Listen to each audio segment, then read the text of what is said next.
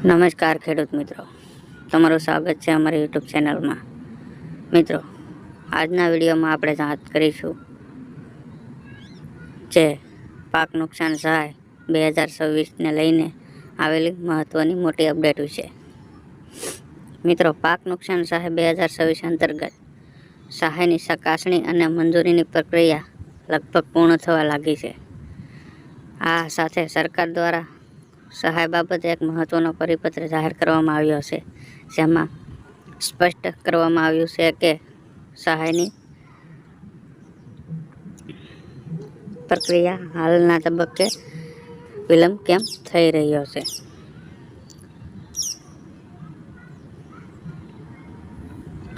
આ પરિપત્રમાં આપેલી માહિતી આપણે આ વિડીયોમાં વિગતવાર સમજવા જઈ રહ્યા છીએ.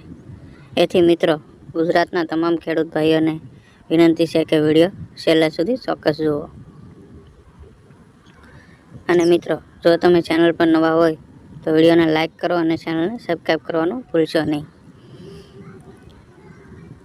પાક નુકસાન સહાય 2026 સરકારની મોટી સફળતા.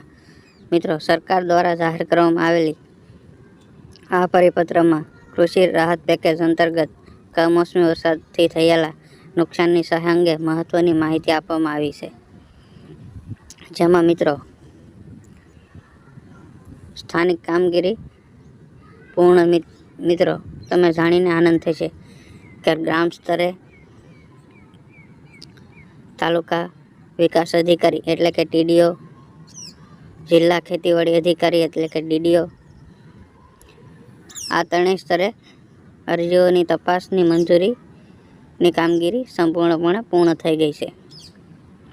અર્થાત પ્રથમ તબક્કાની તમામ સ્થાનિક પ્રક્રિયા પૂરી થઈ શકી છે. પેમેન્ટ પ્રક્રિયા કેવી રીતે થશે? મિત્રો, સરકાર નિયમ મુજબ હવે સહાયની રકમ રાજ્ય કક્ષાએ સીધી PFMS public financial management system મારફતે DBT એટલે કે ડાયરેક્ટ બેનિફિટ ટ્રાન્સફર દ્વારા ખેડૂત ભાઈઓના બેંકના ખાતામાં જમા કરવામાં આવશે. વિલંબ થવાનું શું કારણ હતું? મિત્રો, ઘણા ખેડૂત ભાઈઓના ખાતામાં સહાયની રકમ આવી ગઈ છે, પરંતુ હજી જેના પૈસા બાકી છે તેમના માટે વિલંબનું મુખ્ય કારણ મિત્રો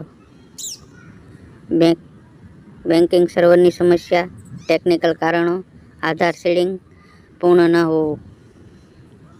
મિત્રો, આ તબક્કે સ્થાનિક અધિકારીઓ અથવા કર્મચારીઓનો કોઈ હસ્તક્ષેપ નથી.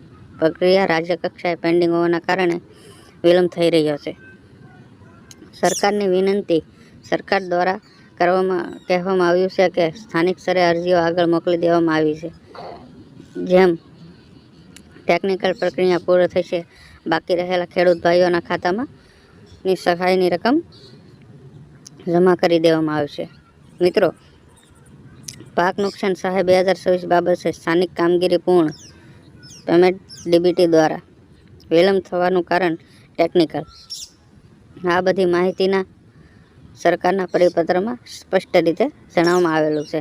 તો મિત્રો, અમારી ચેનલમાં વિડીયો જોવા બદલ આપ સૌનો ખૂબ ખૂબ આભાર. મિત્રો, તો મિત્રો, આશા રાખી છે કે તમને અમારા વિડીયો પસંદ આવી રહ્યા છે. તો ચેનલને સબસ્ક્રાઈબ કરો અને શેર કરો. ધન્યવાદ મિત્રો.